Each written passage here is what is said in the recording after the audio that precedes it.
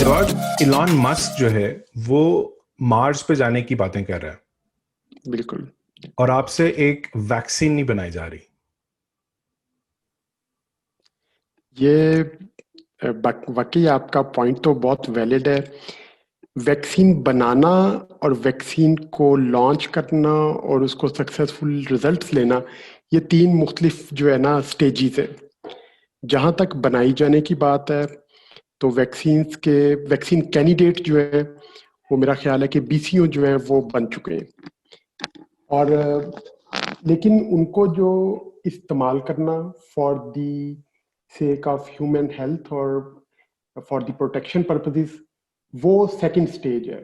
तो उसके लिए अभी ट्रायल्स जो है वो जारी है। अगर आप हिस्टोरिकली देखें तो दुनिया में जो वैक्सीनें बनी, पहले बीमारियां आई, फिर उनकी वैक्सीनें बनी। So it took decades to make the vaccines, और उसके बाद वो अरसा डिकेड से कम होके चंद सालों में आया।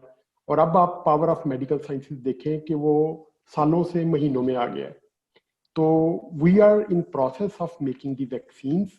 वैक्सीन बन चुकी हैं, लेकिन अब उसमें से कौन सी वैक्सीन जो है इफेक्टिवली इस्तेमाल होनी है, उसका जो है वो टेस्टिंग के मराहल में है। तो वेरी सून, और हम जो है वो जो इफेक्टिव वैक्सीन है वो इंशाल्लाह इंसानों के इस्तेमाल के लिए मैसर होगी। ठीक है। जो एक चीज समझने में मेरे ख्याल में एक आम आदमी को मुश्किल पेश आती है जवाब, वो ये है कि वायरस को आए हुए तकरीबन 1 साल होने वाला है, ऑलमोस्ट नवंबर में 1 साल हो जाएगा। सो पूरी दुनिया इस वक्त बिल्कुल एक स्टैंड स्टिल पे है as compare to pre covid 19 times. बिल्कुल।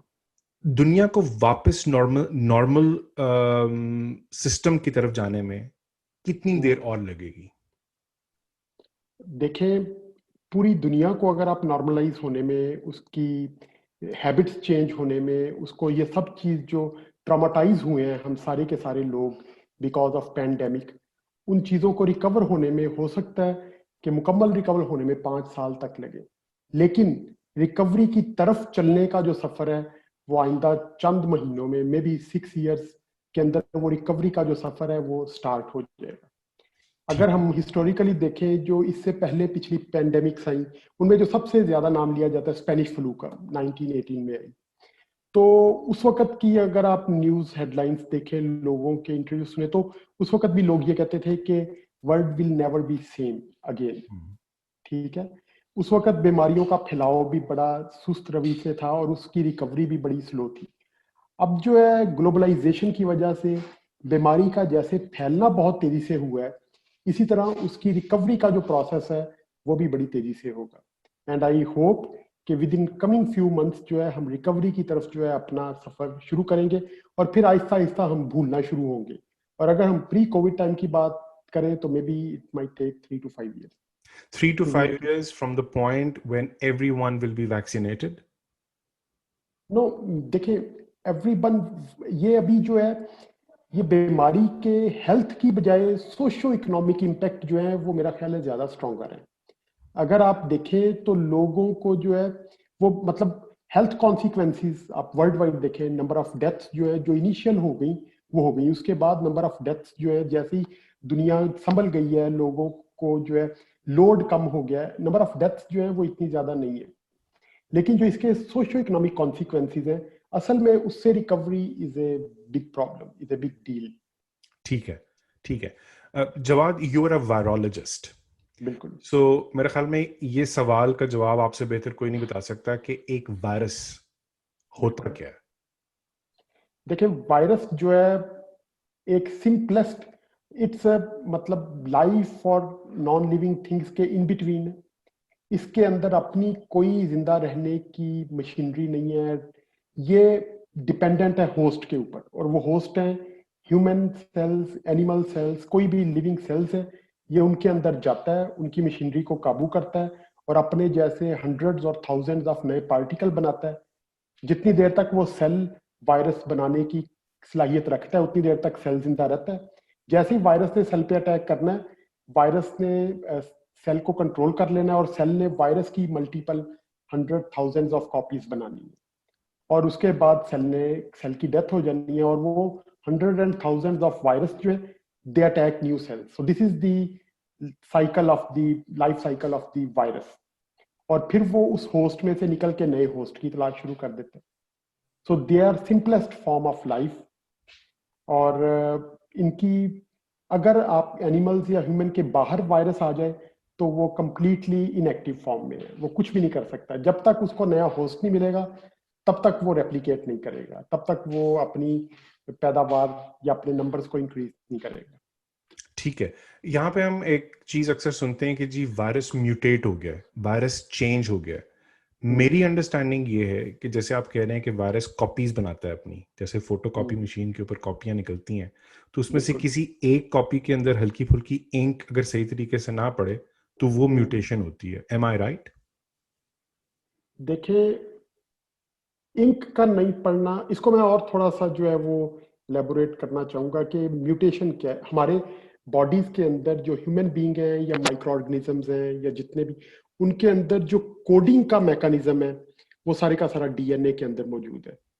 डबल स्ट्रैंडेड डीएनए एक टेम्पलेट के तौर पे काम करता है, उससे नए कोड्स बनते हैं, वही कोड्स जो है वो ट्रांसलेट होते हैं।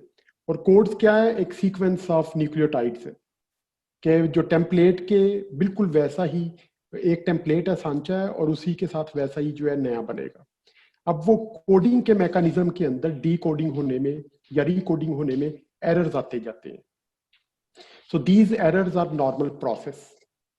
अब ह्यूमन के अंदर जो एरर आते हैं उनको करेक्ट करने के लिए प्रूफ रीडिंग का एक मैकेनिज्म है। डीएनए पॉलीमरेज एक एंजाइम है जो कि प्रूफ रीडिंग करता जाता है। एरर्स आर वेरी हाई, लेकिन प्रूफ रीडिंग की वजह से वो सारे एरर रिमूव हो जाते हैं। लेकिन वायरस की रेप्लिकेशन में जो वायरस के एंजाइम्स हैं उनके अंदर कोई भी प्रूफ रीडिंग का मैकेनिज्म नहीं है। जितने एरर बनते हैं वो सारे के सारे एरर वहीं पे एग्जिस्ट करते हैं। और उन एरर्स को अगर हम मैथमेटिकल फॉर्म में कहें तो 1 आउट ऑफ 1000 के 1000 डी कोडिंग हुई न्यूक्लियोटाइड्स की, तो उसमें से कोई एक मिस नॉर्मस होगा या एरर होगा।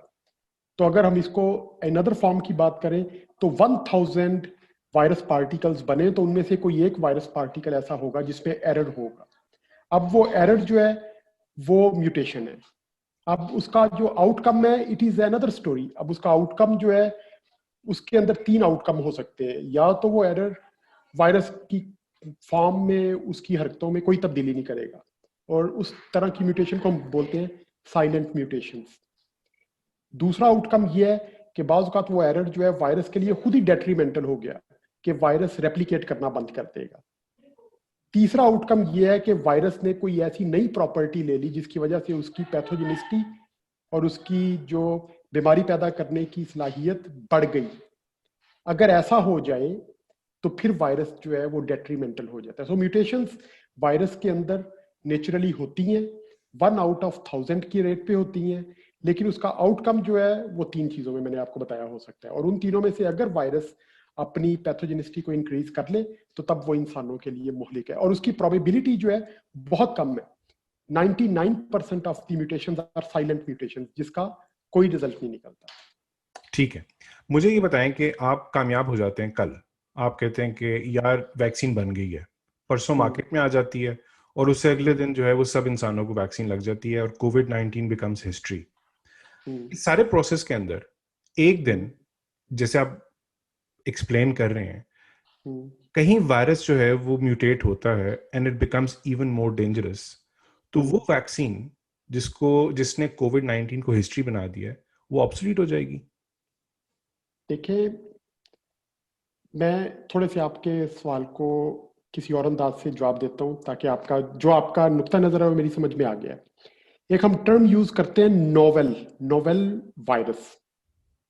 तो ये वाला वायरस जो है म्यूटेट होते होते एक इस तरह की फॉर्म इवॉल्व हुई है जो कि पहले इंसानों में ट्रांसमिट नहीं हो रहा था, जिसके अंदर पॉपुलेशन को पहले इसके साथ एक्सपोजर बिल्कुल अवेलेबल नहीं था, ठीक है, जिसकी वजह से पूरी पॉपुलेशन में बड़ी तेजी से फैल गया।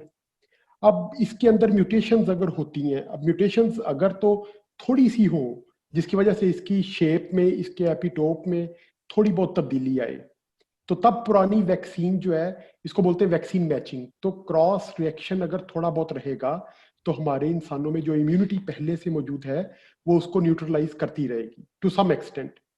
लेकिन anything can happen in nature.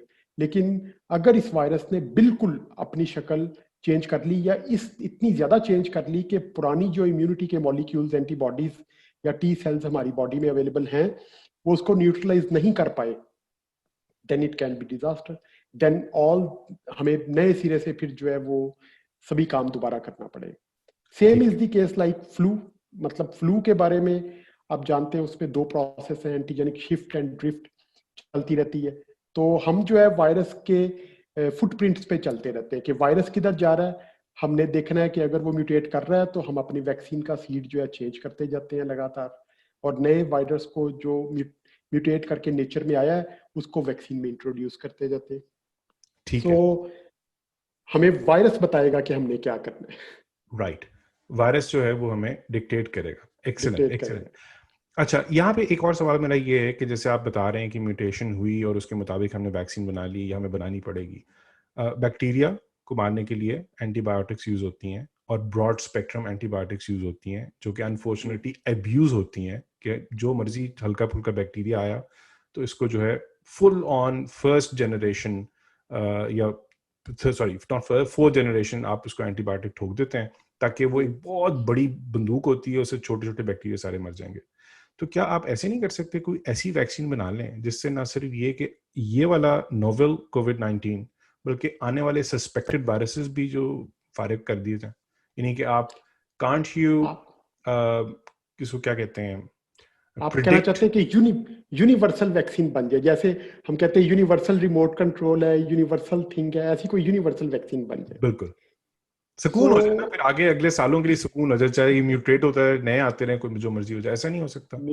It's wonderful idea, आपकी सोच तो बहुत अच्छी है, लेकिन इसके अंदर प्रॉब्लम जो है वो हमारे बॉडी के इम्यून सिस्टम का है। हमारा जो इम्यून सिस्टम है ना, वो बहुत स्पेसिफिक है, बहुत, वो बिल्कुल जो है वैसे टारगेट को बिल्कुल वैसे हिट करता है। तो जितने भी वायरसेस हैं, बैक्टीरिया हैं, फॉरेन एंटीजन्स हैं, इनकी हर एक की अलहदा मुख्तलिफ शेप्स हैं, मॉलिक्यूल्स हैं, और उसको रिकॉग्नाइज करने के लिए हमारी बॉडी के अंदर एंटीबॉडीज उसके अगेंस्ट जनरेट होती हैं। तो नेचर के अंदर मतलब डिफरेंट मिलियंस काइंड्स ऑफ जो है वो एंटीजन हो सकते हैं, और हर एक के खिलाफ स्पेसिफिक एंटीबॉडीज बनती हैं, and antigen antibody interaction is very specific. तो जो जब आप कहते हैं कि कोई ऐसा हम वैक्सीन बना लें जो कि सारे के सारे एंटीजेंस के खिलाफ काम कर सके, ऐसा होना नेचर के अंदर पॉसिबल नहीं है। हमारा इम्यून सिस्टम जो है उसको रिकॉग्नाइज तो करेगा, हमारा इम्यून सिस्टम किसी भी एंटीजन को रिकॉग्नाइज कर सकता है, लेकिन एक वक्त में फुल रिस्पॉन्स जो है किसी एक एंटीजन के खिलाफ देता है जो उस वक्त अटैक करेगा। So it's just like action to reaction, जितना स्ट्रॉन्ग एक्शन उतना स्ट्रॉन्ग बॉडी उसको रिएक्ट करती है। तो ठीक है। आप, डू यू अंडरस्टैंड कि I, ऐसी वैक्सीन बनना कि जो कि तमाम बीमारियों के खिलाफ एक वैक्सीन जो है वो काम कर दे, ऐसा मुमकिन नहीं है। हमें कोई भी वैक्सीन बनाने के लिए किसी भी किस्म का एंटीजन जो है वो एक खास शक्ल का बनाना है, और उसी के खिलाफ बॉडी ने रिएक्ट करके अपना रिस्पॉन्स देना है। ठीक है, यानी ओवर ड्राइव में चला जाएगा अगर हम फॉर एग्जांपल हम कोई ऐसी वैक्सीन बनाते हैं जिसके अंदर हर किस्म का वायरस तबाह करने की सलाहियत मौजूद हो, तो हम वो अपने आप में इंजेक्ट करेंगे तो हमारा सिस्टम ओवर ड्राइव में चला जाएगा, पागल हो जाएगा। न मतलब वो नॉन स्पेसिफिक जो है, नॉन स्पेसिफिक रिएक्शन तो या इम्यून रिस्पॉन्स तो देगा, लेकिन स्पेसिफिक इम्यून रिस्पॉन्स नहीं देगा। ठीक है। कुछ कुछ ममालिक ने इस पेंडेमिक के अंदर लॉकडाउन नहीं किया, उन्होंने कहा कि we will go for herd immunity. जवाब, what is this concept of herd immunity? Herd immunity को हम सिंप्लीफाइड फॉर्म में अगर कहें तो आप पॉपुलेशन के अंदर, नाइव पॉपुलेशन जिसको उस एंटीजन का या वायरस का पहले एक्सपोजर नहीं था, वो सारी की सारी पॉपुलेशन के अंदर आप वायरस को फैलने दें, और फैलने के बाद जो है पॉपुलेशन खुद ही से उसके खिलाफ एंटीबॉडीज या इम्यून सिस्टम प्रोवोक करके इम्यूनिटी बना लेगा। बहुत सी population, in fact most of the may be 80-90% population infected हो, किसी तक शायद इन्फेक्शन नहीं भी पहुंचे, उसमें से कुछ जो है मोर देन 50% जो है वो डिजीज नहीं होएगी, किसी को माइल्ड सिम्टम्स आएंगे, किसी को सीवियर सिम्टम्स आएंगे, और बहुत से लोग रिकवर कर जाएंगे। रिकवर करने के बाद एक्सपोज चुके हैं, सारे हो चुके होंगे, इसलिए वो सारी पॉपुलेशन के अंदर इम्यूनिटी आ जाएगी। So that concept is herd immunity, कि आपकी पूरी पॉपुलेशन अगर किसी पैथोजन को एक्सपोज वंस, एक दफा साइकिल वो गुजर जाए, तो हमारी पूरी पॉपुलेशन उसको इम्यून हो जाती है।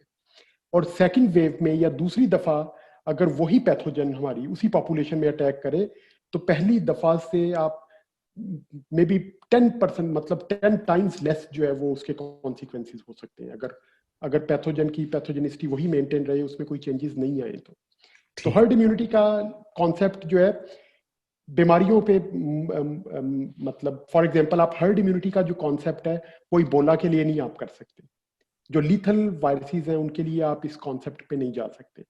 लेकिन जो इस तरह के वायरसेस हैं जिनमें शरह अमवात कम है, उसकी कंटेजियसनेस बहुत ज्यादा है, फैलती बड़ी तेजी से है, लेकिन लिथैलिटी नहीं है, बिल्कुल बिल्कुल नहीं है या बहुत कम है, और वो इम्यूनो कम्प्रोमाइज पेशेंट्स को करती है। तो इसका कुछ लोगों ने, कुछ मुल्कों ने ये सोचा कि हम पूरी पॉपुलेशन को एक्सपोज हो लेने दें, उसके बाद जो स्ट्रॉन्गर होंगे या जिनमें नहीं आएगा वो सर्वाइव करेंगे, और जिनको थोड़े बहुत कॉन्सिक्वेंसेस आएंगे उनको जो है वो हम फेस करेंगे। So these are two kind concept जो है वर्ल्ड के अंदर। ठीक है। एक चीज जो मैं अक्सर सोचता हूँ और वो मुझे काफी फैसिनेट करती है जवाब, वो ये है कि ये वायरस आया कहाँ से है, हाउ डिड दिस ओरिजिनेट। जारी बात है एक वक्त था कि ये था ही नहीं और फिर वो बना, या नेचर में कहीं से इट जस्ट गॉट क्रिएटेड। वो जो है वो .0 वो क्या है, क्योंकि इसके ऊपर काफी वो कॉन्स्पिरेसी थेरीज भी आती हैं कि मैन मेड है, लैब मेड है। मैं उस पर नहीं जा रहा, लेकिन मैं आपका एज ए साइंटिस्ट पूछ रहा हूँ कि how does a virus get created. देखिए, वायरस नेचर के अंदर एवोल्यूशनरी प्रोसेस में जैसे एवरी फॉर्म ऑफ लाइफ बनी, जैसे इंसान बने, जैसे परिंदे बने, जैसे दरख्त बने, जैसे माइक्रो ऑर्गेनिजम्स बने, और जैसे लाइफ इवॉल्व हो रही है, viruses are also in continuous phase of evolution. बल्कि वायरसेस की एवोल्यूशन जो है वो 100,000 बल्कि मिलियन टाइम्स ज्यादा है इंसानों से, क्योंकि इंसान ने जो अपनी जिंदगी एक इंसान से दूसरे इंसान बनने में कई सालों पे मुहित फासला है, जबकि एक वायरस से दूसरा वायरस बनने में जो है चंद घंटों का है, और एक घंटे के चंद घंटों में एक से लाखों वायरस बन जाते हैं। तो जितनी तेजी से उसका मल्टीप्लिकेशन साइकिल चलता है, उतनी उसमें एवोल्यूशनरी प्रोसेस ज्यादा होता है, और उतनी उसमें प्रोबेबिलिटी नए वायरसेस बनने की ज्यादा होती जाती है। तो जैसे नेचर के अंदर तमाम एवरी फॉर्म ऑफ लाइफ बनी, उसी तरह वायरस भी बने। लेकिन अगर हम मॉडर्न इरा में बात करें, यस, टेक्नोलॉजीज डू एग्जिस्ट कि वी कैन क्रिएट वायरसेस। जो लोग हैं वो वायरस रेस्क्यू करते हैं, वायरस पहले डिजाइन किया जा सकता है कि किस तरह का वायरस हमें चाहिए, उस तरह का वायरस बनाया भी जा सकता है, लेकिन उसका आउटकम क्या होगा ह्यूमन एनिमल पॉपुलेशन में, वो किस तरह से बिहेव करेगा, नोबडी नोज। तो most of the time science के अंदर गुड मैन, बैड मैन, सभी तरह के कॉन्सेप्ट चलते हैं, सभी तरह के लोग पाए जाते हैं, लेकिन आई डोंट बिलीव कि किसी ने खुद से जो है इस वायरस को बना के और नेचर में छोड़ा है। तो मोस्ट ऑफ दी, मेरा ये जाती तौर पे ख्याल है कि जैसे एवोल्यूशनरी प्रोसेस चल रहा है, उस एवोल्यूशनरी प्रोसेस के नतीजे में, क्योंकि आप देखें तो ये जो कोरोना वायरस है, ये पहला नहीं है जो इस तरह से बना है। इससे पहले भी आउटब्रेक्स जो है हांगकांग में हुई, चाइना में हुई, आपको सॉर्स का भी पता है, मर्स कोवी जो है सऊदी अरेबिया में, मिडल ईस्ट में सर्कुलेट करता रहा। So this is related to that virus. तो उसी एवोल्यूशनरी प्रोसेस के अंदर ये वायरस जो है चाइना के अंदर इवॉल्व हुआ, and then it spread throughout the world. ठीक है। अक्सर वायरसेस के नाम जो जो पैंडेमिक वायरसेस हैं उसके अंदर स्वाइन फ्लू, बर्ड फ्लू, इस किस्म के जो नाम होते हैं एनिमल्स रिलेटेड, वो नाम लिए जाते हैं। ऐसा कैसे मुमकिन है कि एक बीमारी जो है वो जानवरों में फैली और वो इंसानों में मुंतकिल होगी? क्योंकि नॉर्मली तो जानवरों वाली बीमारियां जो है वो इंसानों में नहीं हो सकती। How is that possible? देखिए, ये तो वेल एस्टेब्लिश्ड फैक्ट है कि बहुत सी, अभी एक कॉन्सेप्ट नया चल रहा है जिसको हम बोलते हैं वन हेल्थ कॉन्सेप्ट। आपने शायद इसके बारे में सुना होगा। वन हेल्थ मीन्स कि एनिमल्स और ह्यूमन, इनकी हेल्थ जो है वो एक दूसरे से रिलेटेड है। तो फ्लू के वायरसेस जो है, इनका जीन पूल या इनके सारी टाइप्स जो है वो बर्ड्स के अंदर है, ये भी वेल नोन फैक्ट है। So all kinds of flu viruses, 144 different kinds of viruses, they are present in birds. और बर्ड्स में वो बर्ड्स रिजर्वायर के तौर पे काम करते हैं। वो, उनके अंदर इन्फेक्शन होता है लेकिन बीमारी नहीं होती। जबकि वही वायरस जब स्पीशी बैरियर को क्रॉस करते हैं, इंसानों के अंदर आते हैं, तो वो बीमारी पैदा करना शुरू कर देते हैं। तो बहुत से वायरसेस जो है, लीथल वायरसेस और कंटेजियस वायरसेस, उनका जो रिजर्वायर है, या उनका जो, आपको रेबीज के बारे में भी पता है कि रेबीज जो है वो बैट्स के थ्रू स्प्रेड करता है। बैट्स के अंदर वो कोई भी प्रॉब्लम नहीं करता, वो रिजर्वायर है। लेकिन इंसानों में जैसे ही वो आता है तो बीमारी पैदा करना शुरू कर देता है। इसी तरह और बहुत से वायरसेस हैं जो कि वर्ल्ड वाइड, आप अफ्रीका में देखें, जो रिसेंटली एबोला की आउटब्रेक हुई है, जो कि मीट खाने से जो है स्पेकुलेशन है कि वहां से आया है वायरस। सो बहुत से वायरसेस जो है वाइल्ड में उनका रिजर्वायर अवेलेबल है, लेकिन उस एनिमल्स के अंदर बाज़ औक़ात वो डेथ करते हैं, बाज़ औक़ात वो डेथ नहीं करते। लेकिन वो जैसी स्पीशी बैरियर को क्रॉस करते हैं, ह्यूमन में आते हैं, दे स्टार्ट कॉजिंग डेथ। और आमतौर पे अगर हम साइंटिफिकली देखें तो they share same kind of receptors. अगर हम फ्लू की बात करें तो हमारी रेस्पिरेटरी म्यूकोजा के अंदर जो साइलिक एसिड रिसेप्टर्स है, तो वो वायरसेस उन्हीं को जो है बाइंड करके, उन्हीं को अटैक करके तो ह्यूमन को भी इन्फेक्ट करते हैं। ठीक है। So is there a way to predict the pandemic? देखिए, साइंस जो है उसके पास तो बहुत से मैकेनिज्म है, और साइंस जो है वो प्रिडिक्ट करती भी रहती है। उन प्रिडिक्शन की बेसिस जो होती हैं वो हिस्टोरिकली आप देखें तो पिछले इवेंट्स पे होती हैं। तो पिछले एक सदी के अंदर साइंसदानों ने देखा कि फ्लू जो है उसने 3 पैंडेमिक्स की, 1918 में की, 54 में की, उसके बाद 68 समथिंग लाइक दैट, उसके बाद फिर 2005 के अंदर आपने देखा आई। सो 4-5 जो है पिछली सदी के अंदर फ्लू की पैंडेमिक्स हुई, और उसको ट्रैक कर रहे थे साइंसदान, और साइंसदानों के अंदर बहुत ज़्यादा उनके खदशात थे कि कोई फ्लू वायरस जो है नया बर्ड से ओरिजिनेट होगा जो कि पूरी दुनिया में पेंडेमिक कॉज करेगा, और उसी को वो मॉडलिंग कर रहे थे। उस पर बहुत सी रिसर्च चल रही थी। तो लेकिन इट हैपेंड समथिंग डिफरेंट। लेकिन कोरोना ने जो है वो आके पेंडेमिक कॉज कर दी। So we can predict based upon our previous knowledge and previous experiences, but nature के अंदर जो होता है वो कैन हैपन एनीथिंग।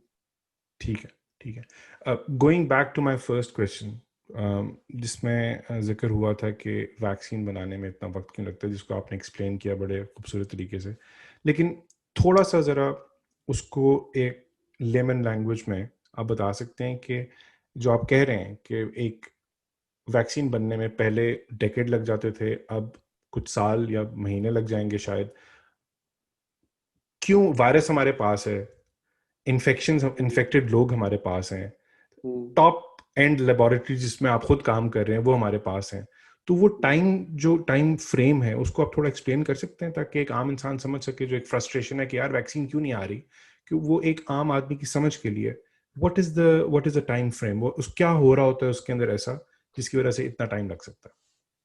देखिए, अगर हम इसको डिवाइड करें तो 2 स्टेजेस हैं, बड़ी बड़ी 2 स्टेजेस हैं, आगे उसकी सब स्टेजेस हैं। तो 2 स्टेजेस है वैक्सीन का बनना और वैक्सीन का इस्तेमाल होना। तो वैक्सीन डेवलपमेंट और vaccine trials, these are 2 different phases. Vaccine developmental phase जो है उसमें तो due to power of biomedical sciences 2-3 माह के अंदर जदीद तरीन रिसर्च के बेस पे डिफरेंट वैक्सीन कैंडिडेट्स बन गए, वैक्सीन बन गई। अब उस वैक्सीन का रिजल्ट क्या है, क्योंकि हमने वैक्सीन इंसानों के अंदर इंजेक्ट करनी है, और वैक्सीन के अंदर हमने वायरस की ही डिफरेंट फॉर्म्स, उनको किल करके, उनको किसी इनएक्टिवेशन करके उसको हम जो है म्यूटेट करके या किसी फॉर्म में जो है हम उसको रिकॉम्बिनेंट टेक्निक से यूज करके वायरस को ही हमने यूज करना है कि बॉडी को एक्सपोजर दिया जाए उसका। तो वैक्सीन की safety for the human health is the biggest concern, कि ऐसा नहीं हो हम एक वैक्सीन बना लें और इंसानों में लगाएं और वैक्सीन से जो है रिएक्शंस या वैक्सीन से एक नया प्रॉब्लम जो है वो इवॉल्व हो जाए, और वैक्सीन क्योंकि हम डायरेक्ट बॉडी को दे रहे हैं, इंसानों को दे रहे हैं, उससे डेथ हो जाए, कोई डिजीज आउटब्रेक हो जाए। तो इन सारे कॉन्सिक्वेंसेस को देखना जो है for the human health, that is the biggest challenge. और यही फेज जो है लंबी फेज है। अगर अब मैं इसको थोड़ा सा और तफसील में बताना चाहूँ तो डेवलपमेंटल फेज जो है उसमें तो आपने लैब के अंदर बैठ के कि कैसी वैक्सीन होनी चाहिए वो आप 1 2 3 माह के अंदर बना लेते हैं कि अभी विद इन 3 मंथ्स जो है सारे वैक्सीन कैंडिडेट्स अवेलेबल थे। उसके बाद प्री क्लिनिकल ट्रायल्स, जब आपने इंसानों में नहीं लगानी, आपने लेबोरेटरी एनिमल्स में, आपने गिनी पिग्स में, रैबिट्स में, माइस में या चिंपैंजी में उनमें वैक्सीन लगा के, या सेल कल्चर में इन विट्रो स्टडीज में आपने देखा कि वैक्सीन लगने के बाद इम्यून सिस्टम उसको रिस्पॉन्स दे रहा है या नहीं दे रहा। So these are pre clinical trials. क्योंकि जो आप वैक्सीनल कैंडिडेट बनाते हैं जरूरी नहीं कि वो इम्यूनोजेनिक भी हो।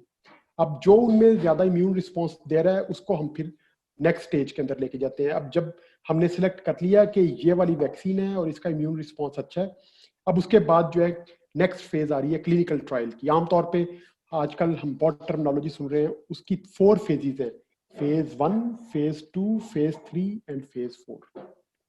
तो फेज 1 का मतलब है कि सबसे पहले हमने कोई लेस देन 100 इंडिविजुअल्स के अंदर वो वैक्सीन लगा के देखनी है कि वैक्सीन का कोई रिएक्शन, क्योंकि अब इंसान की जान है, हम खुद से उसे एट रिस्क नहीं डाल सकते।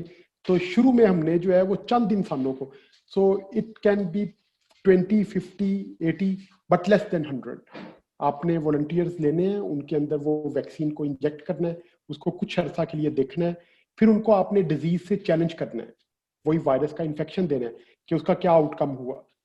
तो इन करंट सिनेरियो और फेज 2 इससे बाद आएगी। फेज 2 के अंदर आपने वो जो तादाद थी 100 से कम, उसको चंद 100 में लेके जाना है।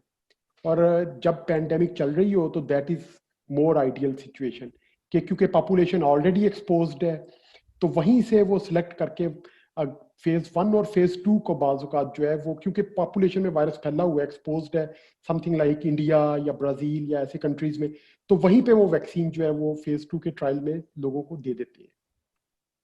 तो फेज 2 के ट्रायल में फिर उसको मॉनिटर किया जाता है कि इम्यून रिस्पॉन्स आ रहा है, रिएक्शंस आ रहे हैं या नहीं आ रहे हैं।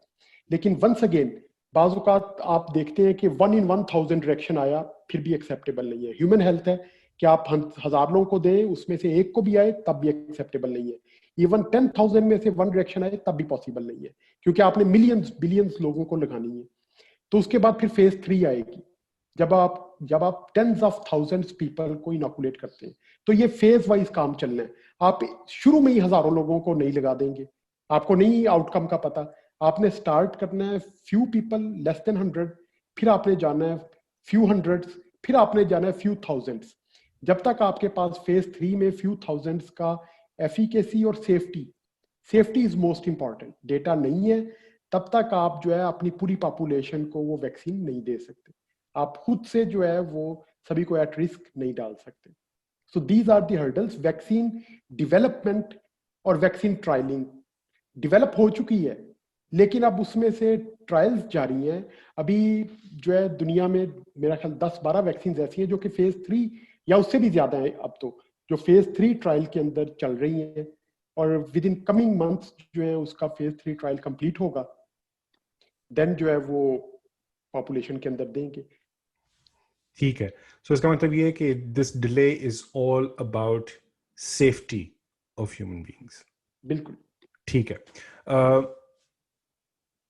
आखिरी सवाल मेरा आपसे एक, और वो ये है, क्या ऐसा मुमकिन है कि जो वैक्सीन आप बना रहे हैं, कल आप उसको, मैं वो वैक्सीन लगवाता हूँ तो मेरे अंदर आप कोई चिप डाल देंगे जिसके साथ आप फिर मुझे मॉनिटर करते रहेंगे पूरी जिंदगी? ऐसा मुमकिन है? देखिए देखिए चिप जो है वो तो डाली जा सकती है, लेकिन वैक्सीन के थ्रू नहीं डाली जा सकती। दैट सीम्स इम्पॉसिबल कि वैक्सीन जो है वो आमतौर पे हम इंट्रामस्कुलर इंजेक्ट करते हैं, इट्स लिक्विड फॉर्म, और उसके अंदर जो है साइंटिफिकली हम देखें तो इट्स सम वायरस, कोई मतलब कंप्यूटर प्रोग्राम वाला कोई ऐसा वायरस नहीं है, it's some other form of virus. तो कोई ये वाला virus as a computer chip जो है वो बिहेव नहीं करता, ठीक एंड है। There I don't think so this is a conspiracy, and it's not real. तो फिर मैं यानी बेफिक्र होकर लगवा लूं वैक्सीन जब आपकी कंपनी कल लेके आती है मार्केट में? तो बिल्कुल बिल्कुल आप लगवा सकते हैं, ठीक है। अगर वो सारे लाइसेंसिंग ट्रायल्स जो है फेज 3 ट्रायल्स पास होने के बाद जिसको लाइसेंसिंग मिलती है, that vaccine have minimum possible safety concerns, तो उसको जो है वो यूज किया जा सकता है। ठीक है। जवाद, बिफोर वी से गुड बाय, आप as a scientist, as a virologist, as someone who's actively involved in developing a vaccine, would you like to say something for the knowledge and information for everyone who's looking very desperately towards a solution to this madness? कुछ ऐसी बात आप कहना चाहेंगे आम लोगों के लिए which you feel is important to be spread in the community? देखिए, बीमारियां जो है, अगर हम बीइंग ए मुस्लिम भी बात करें, अपनी बीमारियां जो है वो अल्लाह ताला की तरफ से आती हैं, और हमें जो है उनका मतलब अच्छे तरीके से मुकाबला करना है, उनसे जो है वो खाइफ होने की बजाय हमने सेंसेबली जो है उनको रिएक्ट करना है और देखना है। और vaccine is not the ultimate and last solution of this disease. बीमारियां जो है इसके बाद और भी पेंडेमिक्स आ सकती हैं, नए वायरसेस भी आ सकते हैं, लेकिन जो हमें इस बीमारी ने एक सबक सिखाया है और जिसको हमें साथ लेके चलना है कि हमें सफाई सुथराई और उसके साथ जो है अपनी प्रॉपर हाइजीन अगर हम रखें, तो we can not only prevent corona but all other many different kinds of viruses. So vaccine पे होप लगाना और वैक्सीन का इंतजार किए जाना, that is one thing else कि हम सेफ हो सकते हैं, लेकिन हाइजेनिक मेजर्स लेना proper, that is even more important to keep our self safe from not only corona but other kind of viruses and germs too. ठीक है, excellent. Jawad, thank you so much for your time. बहुत ही informative conversation रही, and I know that you're very busy these days और आपने time निकाला, very kind of you. And I'm very thankful कि आपने मुझे मौका दिया to share my thoughts with the people, and I'm happy to share these, और कि लोग जो है इससे मुफीद हो, and thank you very much. आपका बहुत बहुत शुक्रिया। It's a pleasure, और I feel that we should do this again in a few months time जब आपके पास कुछ मजीद इंटरेस्टिंग खबरें मौजूद होंगी। बिल्कुल इंटरेस्टिंग डेटा दुनिया का होगा, तो जो वैक्सीनों की मतलब सभी खबरें चल रही हैं उसकी सारी आउटकम्स टू सम एक्सटेंट हमारे पास अवेलेबल होंगी, और हमारे पास कुछ अच्छी खबरें भी होंगी जब हम कोरोना से रिकवरी का सफर जो है वो शुरू कर चुके होंगे इंशाल्लाह। जबरदस्त। So that means inshallah that we'll see you again soon. So thank you very much. Thank you, Jawad. Thank you.